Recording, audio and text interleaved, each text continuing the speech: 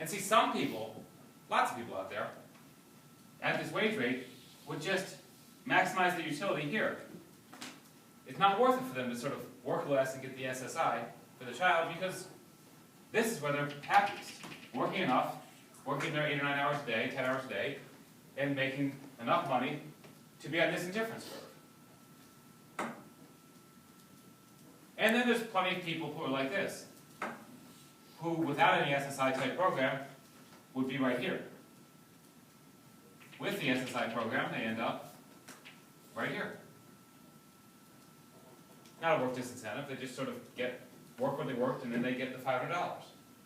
But especially in this part where it gets taxed away, this is where it's likely sort of to be people who might have a work disincentive, who without the SSI might be here. And with the potential of the SSI and then their income taxed away, they might be more inclined to end up not at point 1, but here at point 2, working less.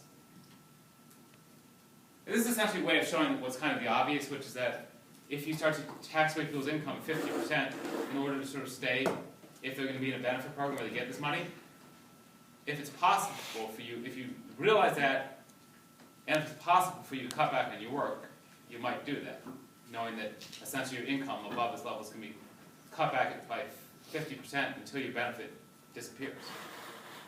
It's not always possible for people, but it has enough potential that this probably is somewhat of a work disincentive for some people. What would you do about that? Maybe you wouldn't, if you wanted to tweak that and make it less of a disincentive, you might sort of like, not just go from 0 to 50, but sort of go a little more gradually, 10, 20, 30, 40, you know, rather than sort of all at once. You either have your full wage and get the full benefit, or you start to get cut off at 50%, you could gradualize it.